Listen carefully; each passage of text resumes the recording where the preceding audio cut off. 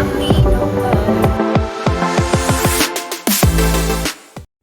you guys, welcome back to my channel, Vibing After Dark _ with Mo. And if you're new to my channel, how about hit that subscribe button? And if you're a returning subscriber, how about send it to a family or a friend so they can vibe out with us? And please, please, please, please like this video. That helps out a whole lot. And thank you in advance because I know y'all got me. Okay, so as y'all can tell by the thumbnail and the title of the video, we're going to be talking about Cardi B. So a lot of people lately, these last couple of days, I've been seeing that everybody been posting videos about Cardi B being a industry plant, and they saying that she was here just to basically like come after Nicki, and that's not happening. And she's basically like a one-hit wonder because she only got one album and she haven't came out with her album since, and things of that nature. Like a lot of people like to talk junk about Cardi B. And she came out and she was like explaining to everybody like the whole breakdown of her like rise to fame. And she was saying like before she got on Love and Hip-Hop, basically she was already known. She had a couple million views of followings or whatever. And so she was already known before she started the music and before she got on Love and Hip-Hop. So basically, she give y'all a backstory so she can basically debunk the rumors that's going on, and also explain a little bit too of how it seemed like some people get famous fast and some people like seem like they've been there for a while and they're not getting it. She explained that too, because now a lot of people saying like too, Ice Spice has her same like rise to fame like how Cardi B had. Ice Spice just came out and she like shooting up past a lot of some of the other rappers and everything.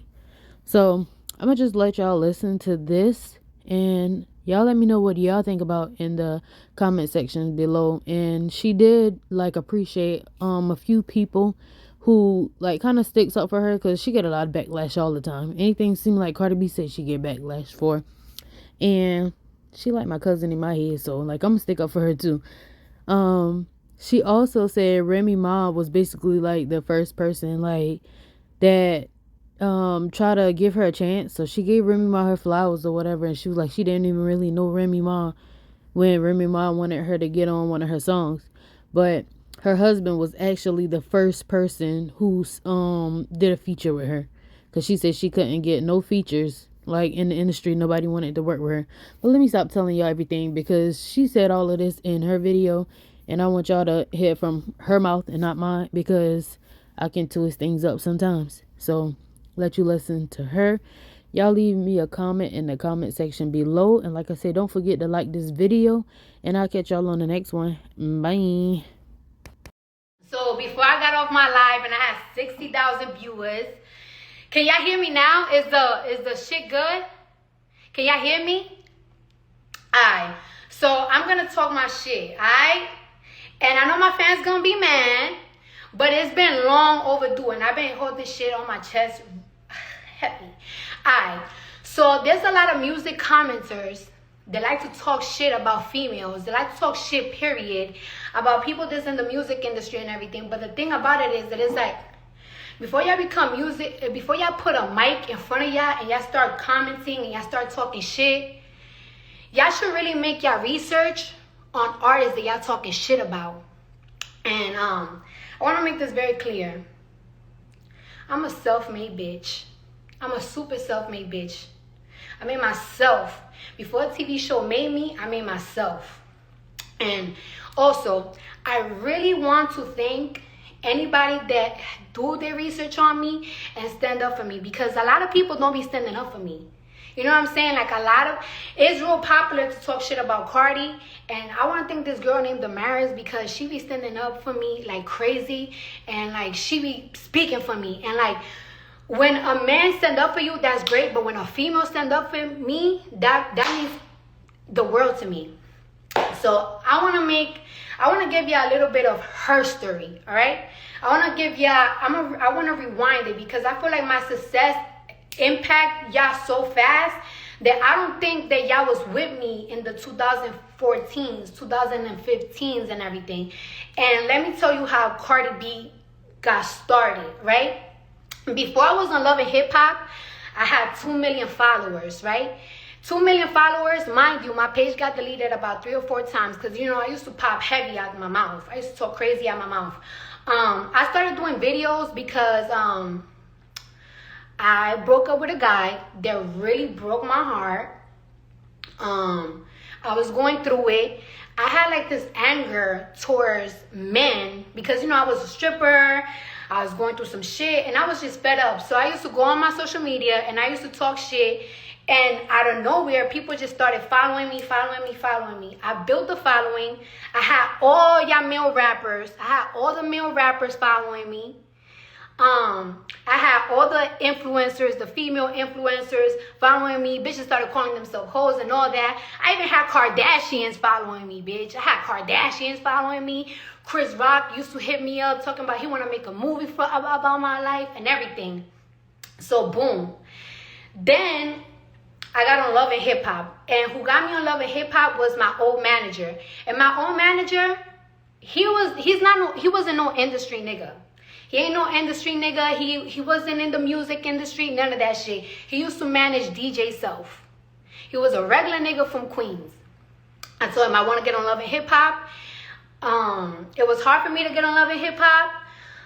But, you know, we made a storyline with DJ Self and boom, we got in there. Before Love and Hip Hop premiere, I was working on music. My manager at the time, he said that like, yo, every single time you get in the car, you remix things really fast. You should consider doing music.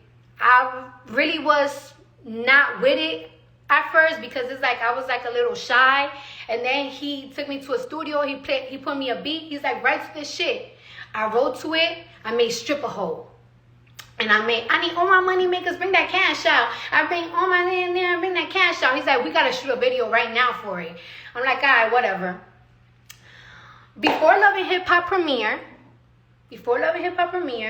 I want to get emotional. My manager at the time told me, you need to quit stripping before this show airs out.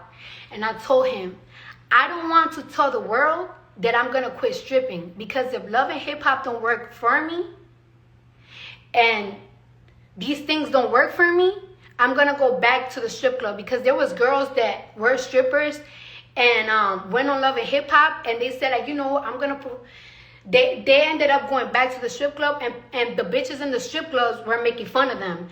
I didn't want it to be that. But he was like, you know what, you gotta believe in yourself. So I betted on myself and I think on my 23rd birthday, I said, this will be the last day that I strip. And I told the world that this will be the last day that I strip. All right, boom. Love and Hip Hop is out. And I use Love and Hip Hop as an engine to showcase like, you know, I'm an artist and everything because people didn't really know that I was doing music because, you know, I was funny, but they didn't really know that I was doing music. So I'm showcasing that I'm an artist and this is what I want to do and all that bullshit. All right, boom. So Love and Hip Hop premieres. I have a song and people are listening to it. It's charting on this random ass chart on Billboard, whatever the fuck. We go to a label and they told me that they wanted to sign me for $50,000. They wanted to sign me for $50,000 and they had to finish watching because Love and Hip Hop was playing, but like it was like Love and Hip Hop hasn't finished the first season. So there was like, and we have to see your actions on Love and Hip Hop because if you too like ratchet or if you're doing too much, we can't sign you. So my manager at the time told me like, nah, we're not gonna sign you for no $50,000 because they're already offering you $100,000 for season 2 of Love and Hip Hop for your second season. We're not gonna like, they're not gonna shortbread you. Alright. So we keep going to these labels and we keep showing them that people keep listening to the Stripper Hole song and then we put Forever Ran Down on that bitch twice and we putting the mixtape out. It does good in numbers, but it's not good enough to get me signed. So then I finally feel like I'm about to catch my break. There's this fire ass song that came out in New York. It's called Wait a Minute. Wait a minute. They hit me up that they wanted me to be on the remix with Remy Ma and 50 Cent. And let me tell you something. I didn't even, this is why I fuck with Remy, because I don't really know Remy like that. And when that song came out, I definitely didn't know her at all. At all. I haven't seen her. And I keep hearing that she wanted me to be on that remix with her and everything. And I was like, oh my God, this is going to be my big break. Everybody going to hear my voice finally. So the guy that the song was, the manager at the time, they said that the remix was too long, so they had to take me out of the remix. And I was so heartbroken because I felt like that was going to be my chance. That was going to be my chance for real. But they had to take me out of it, whatever. So my mixtape is out at the time. And I'm doing party hostings for $15,000 to $20,000. So what me and my manager put together, because a lot of these labels, they felt like, yes, she's popular, but is she only popular because she's funny and she's on Love and Hip Hop and her social media? Or people are really listening to her music? Like, yeah, there's numbers on her music and everything, but is this shit really real? So for us to show them that it's really real, the parties these promoters that was booking me to do parties, we tell them, hey, listen, instead of y'all booking us to host y'all parties, why don't y'all book performance venue so I could have mini concerts, so I could promote my show. And we call it the underestimated tour.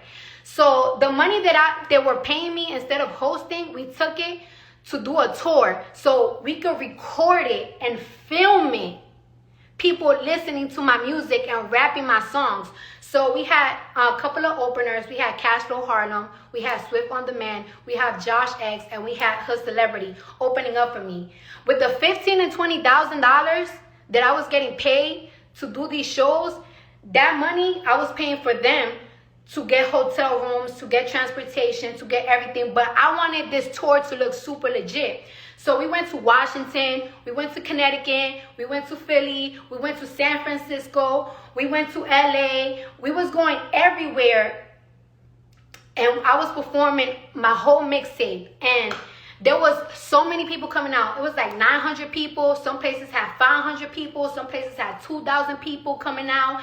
And we put that all together. And let me tell you something. When we put that all together, a couple of months ago, they wanted to sign me for $50,000, right?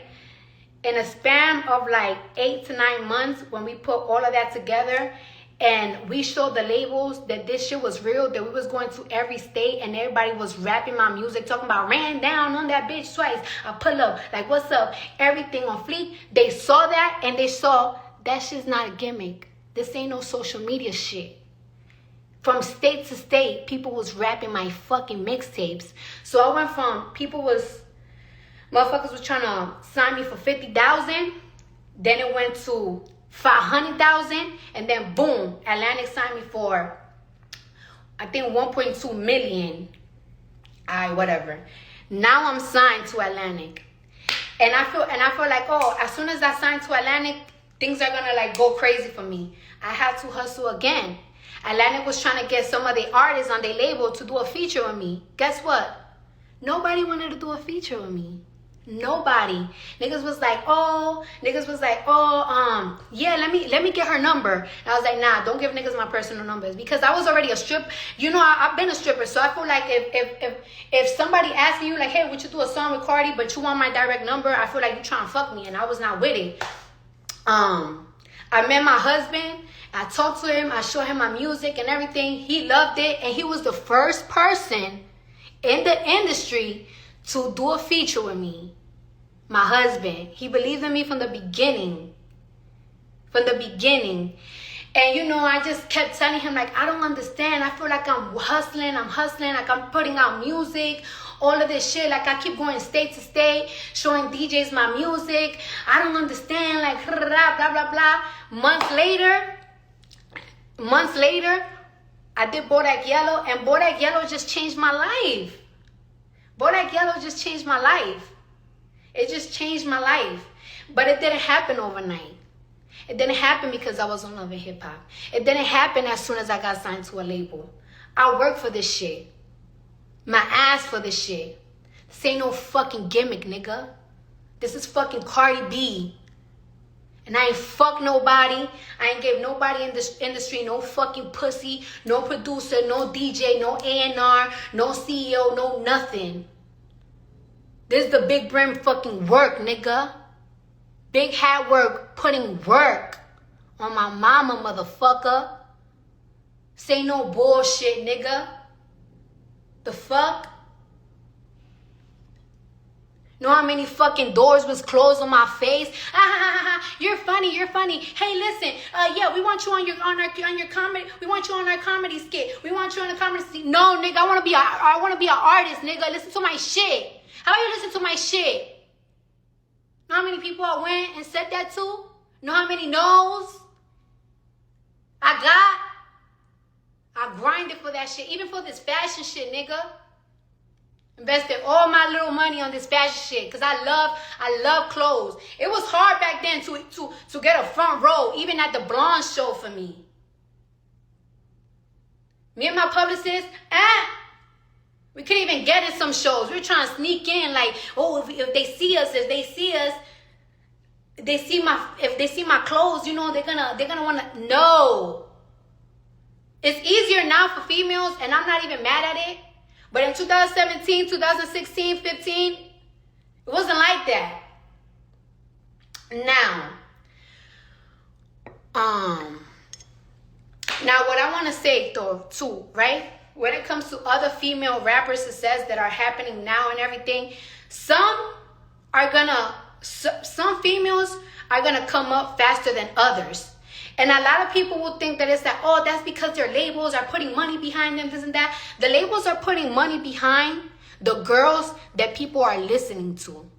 So if you feel like somebody is coming really fast and everything, that's because y'all listening to them. The labels only go with who's getting the most listens, who are getting the most plays, who are people are watching more, this and that. Like that. You cannot blame nobody for that. You can't blame no machine for that. You can't blame nothing for that. Labels are only gonna put money on people, on artists that people are listening to. And you can't hate on that. You just can't. That's why you can't hate on nobody else's come up.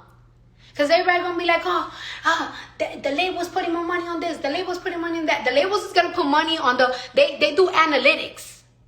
Whoever the people are listening to, they're going to put the money behind it. So you can't hate on it.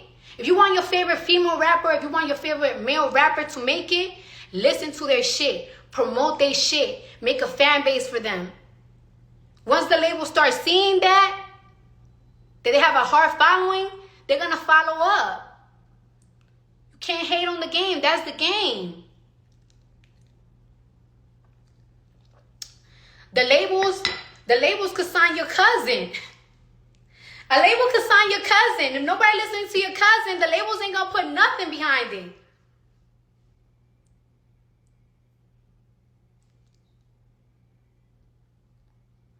A label could sign your little cousin right now. Dookie Bookie. They could sign him right now.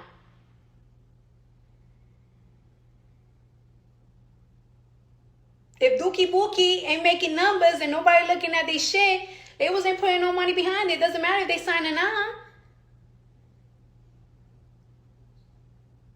So if you wonder why some female artists or male rappers are getting more attention than others, it's because y'all giving them the attention.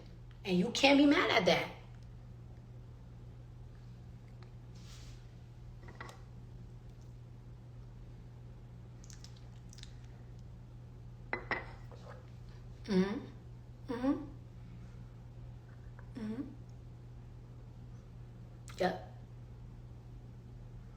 Yep.